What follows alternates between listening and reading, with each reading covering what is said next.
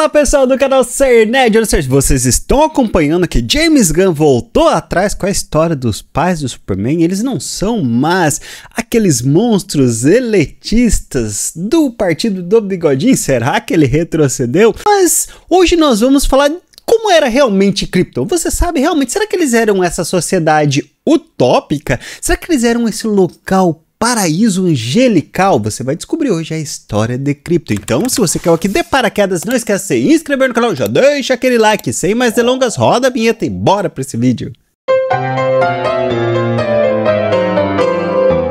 Krypton apareceu pela primeira vez nos quadrinhos do Superman em 1939. Nessa época, ele era mostrado apenas no momento da sua destruição. A sociedade era misteriosa, avançada, mas pouco explorada. O planeta seria mais tarde inserido no universo da Terra 2, dentro do multiverso da DC. Na Era de Ouro, Kal-El e Kara Zor-El, a Supergirl, eram os únicos sobreviventes conhecidos. Krypton tinha um brilho utópico, mas a narrativa focada na tragédia final. O planeta parecia idílico, mas quase nada era detalhado sobre a vida cotidiana. O público só sabia que Superman era um órfão de um mundo perdido. Ainda assim, algumas histórias incluíam criminosos kryptonianos exilados, como Uban, Kiso e Mala. No final dos anos 50, Krypton ganhou mais detalhes. Os kryptonianos passaram a ser retratados como um povo altamente científico. Eles não possuíam superpoderes em seu planeta natal, apenas adquirindo-o sobre um sol amarelo. O Sol Vermelho, Hal, era mais antigo, mais frio e emitia menos energia. A sociedade valorizava ciência e tecnologia acima de tudo, e o Conselho Científico governava o planeta. Na Era de Prata, cidades como Kandor e Argo City foram introduzidas. Kandor seria transformada em miniatura por Brainiac, e Superman a manteria protegida na Fortaleza da Solidão.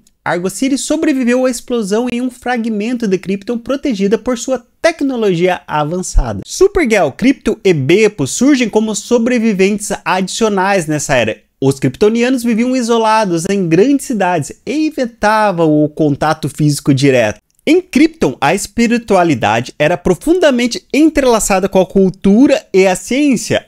A principal divindade era Hal, o deus do Sol Vermelho que iluminava o planeta. Os kryptonianos acreditavam que suas existências e prosperidade dependiam diretamente da benevolência de Hal. O livro de Hal era o texto sagrado que orientava a moral e os rituais religiosos. Eles continham ensinamentos sobre as 11 virtudes kryptonianas que moldam o comportamento ético da sociedade. Essas virtudes eram coragem, sabedoria, lealdade, paciência, disciplina, compaixão, humildade, verdade, perseverança, honra e responsabilidade. A guilda religiosa kryptoniana era uma das principais instituições do planeta, dedicada ao culto de Hal. Seus membros eram conhecidos como Heraldos de Hal, considerados análogos aos anjos em outras culturas. Eles eram guiados por sacerdotes que usavam vestes cerimoniais e máscaras brilhantes, simbolizando a conexão com o divino. Os kryptonianos realizavam diversos rituais e cerimônias para honrar Hal.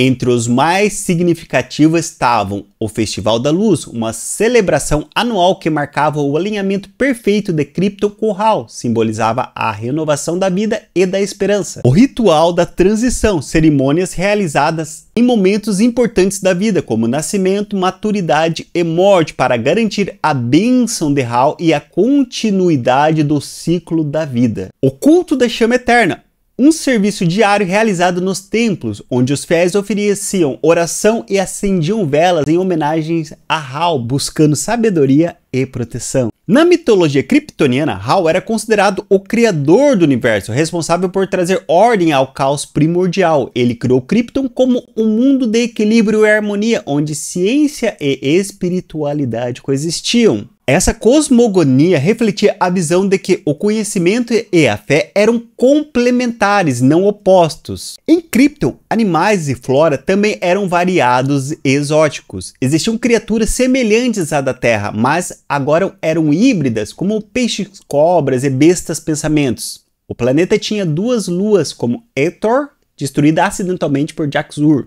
Acidentes e experimentos nucleares eram levados muito a sério, gerando punições severas. A ciência avançada coexistia com regras rígidas e consequências drásticas. Após a minissérie Crise nas Infinitas Terras, John Byrne recriou Krypton em 1986. O planeta era pouco maior que a Terra e orbitava Hal, o Sol Vermelho. Os kryptonianos alcançaram uma longevidade quase total, clonagem avançada e bancos de clones. A sociedade se tornou isolacionista, emocionalmente fria e com procriação artificial. A ciência passou a ser usada para controle social e eventualmente guerra. Conflitos internos conhecidos como a Guerra dos Clones marcaram o final de Krypton. Um incidente envolvendo clones e disputas familiares desencadeou 1000 anos de conflito. Armas como destroyers projetadas para destruir alvos causavam destruição massiva. Jor-El, e aqui só abre aspas, ele é meio que o ponto fixo em todas as histórias de Krypton. Ele descobriu que o núcleo do planeta estava prestes a explodir e decidiu salvar seu filho, Kal-El, enviando a Terra como um sistema de propulsão estelar. Quando Krypton explodiu, a sociedade avançada desapareceu. Kal-El se tornou o último filho do planeta, carregando a memória de uma civilização inteira. Outros sobreviventes surgiram em versões alternativas ou em dimensões paralelas. A tragédia não foi apenas física, mas moral e cultural. Krypton deixou um legado de ciência, ambição e lições sobre orgulho e isolamento. Em Novo 52,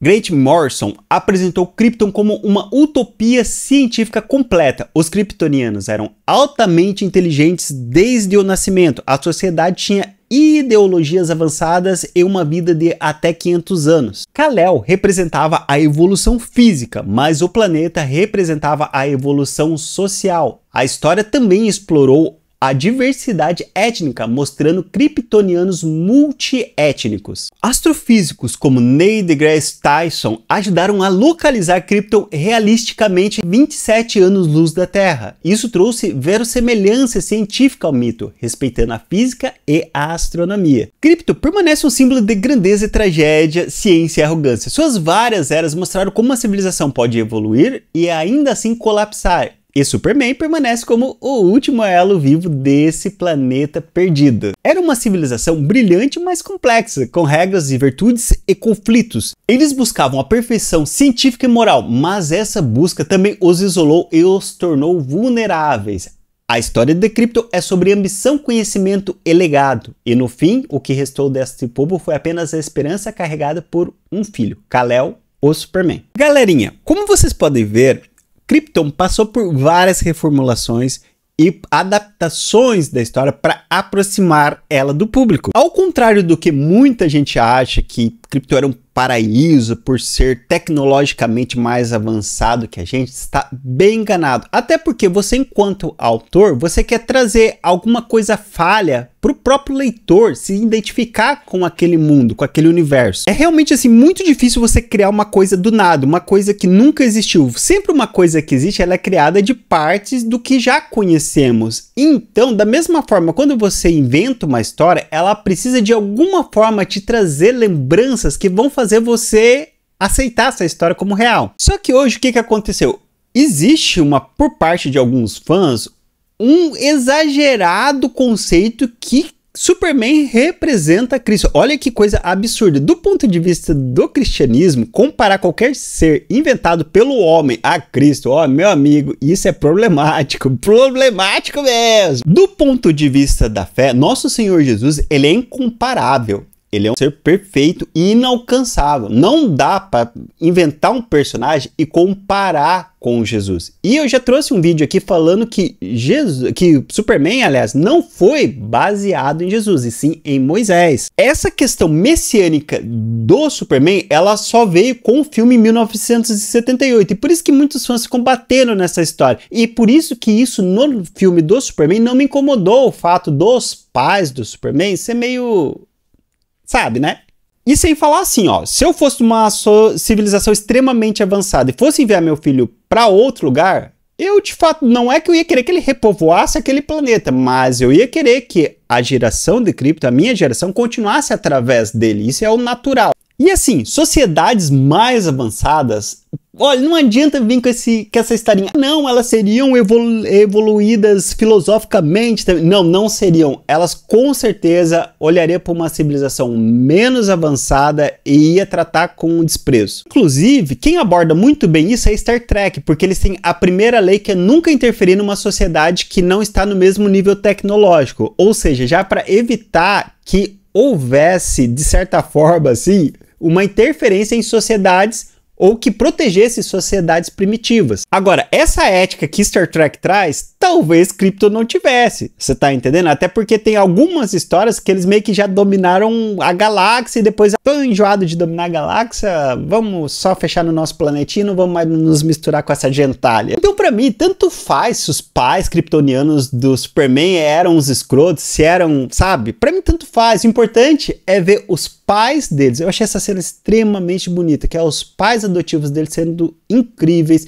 educando ele de forma a realmente ser uma boa pessoa, mesmo podendo ser um deus na Terra. Então eu acho que é um pouco disso, né? Você está focado nessa coisa, porque os e esquece realmente da cena que pra mim é a mais bonita do filme, que é no final ele olhando pra família dele, ele, cara, essa cena é muito linda, muito linda. Pra mim, assim, é a cena do filme, ele assistindo a vida dele com a família dele da Terra. E pode reparar, sempre que o Superman não tem os pais dele e nem a Lois Lane, ele é um maluco nessas terras. Pode reparar. Olha todas as histórias onde o Superman é um ditador, onde ele, sabe? Veja quem não está presente na vida dele. Nesse caso, principalmente a Lois, né? Faltou a Lois, já era. O Superman é um doido barrido. Então, eu acho assim, a gente tem que abrir um pouco a mente e saber que várias histórias do Superman estão por aí. E olha, quando o personagem cair em domínio público, mais histórias vão surgir e vai ser muito difícil você definir qual que é a verdadeira história do Superman. Então, pelo menos pra mim, tanto faz se o James Gunn voltou ou não atrás. Pra mim, o Superman, na sua essência, ainda tá ali, que é o bom moço e escoteiro. Pô, mas agora eu quero saber de vocês. O que vocês acharam da história do Krypton que eu contei pra vocês, dessa decisão de voltar atrás do James Gunn? Será que foi forçado? Será que o Zaslav chegou? Ó,